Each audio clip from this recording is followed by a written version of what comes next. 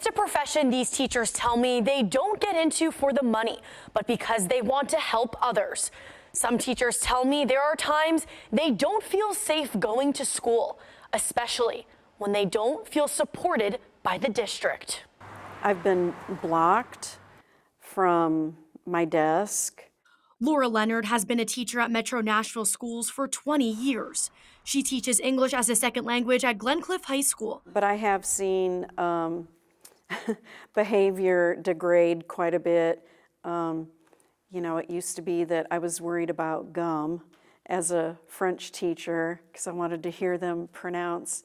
But now I'm worried about I don't even think about gum anymore.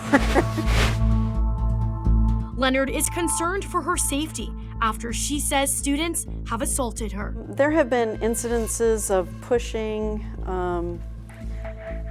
some of which were clearly on purpose, and someone has grabbed my arm before. I've never been injured, and I'm really grateful for that, but I worry about it, yeah. But what makes her even more upset, the school's response when she tries to tell them what happened. I just feel that sadness of disrespect. But what's worse is when the people who are supposed to support me don't believe me. So are you saying that sometimes you don't feel supported by the school or administration when you go and tell them that these things have happened to you? Yes, that is how I feel. At the same time, I have to point out that the people who are supposed to support me are doing what they're told to do. Leonard says these incidents happen after she tries taking a cell phone away, or if she's issuing some kind of reprimand or consequence. And we've seen these types of incidents happen before. Last May, a video captured a student pepper spraying an Antioch teacher for taking a student's cell phone. Another video caught a different student repeatedly punching that same teacher in the head a few months earlier for trying to confiscate a phone. That is not helping students get an education. Susan Norwood, a teacher at McGavick High School, says cell phone use is rampant, but she doesn't feel comfortable taking phones away for that exact reason. Teachers have been told we can confiscate phones, but I don't want to touch a student's phone.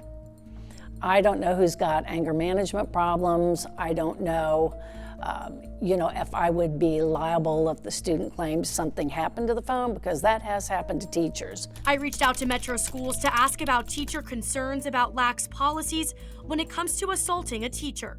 I also asked about teachers not feeling supported or believed in schools. A spokesperson tells me we encourage any staff member who feels a situation was not addressed appropriately within the Code of Conduct guidelines by school administrators to reach out to their school's executive director for further review. There is also a mechanism in the law that allows a teacher to request a student be removed from their classroom following appropriate procedures and documentation. How do you feel the district, the central office, could better support you all when these types of assaults happen to teachers? I wish that they believed me. I mean, why would I say that if it wasn't happening? What's in it for me? What am I gaining if I say something like that that's not true? So it is personally quite hurtful, yeah. Both Leonard and Norwood feel policy needs to change when it comes to permissible behavior and the consequences students face. I think that we need a less permissive discipline policy. I think students need to have consequences. I think just talking to students is not effective, at least at the high school level. Norwood says she knows several teachers have left the profession because of student behavior.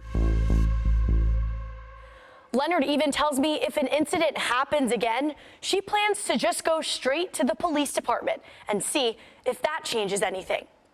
Reporting in the studio, I'm Amanda Chin, Fox 17 News, your Code Red station.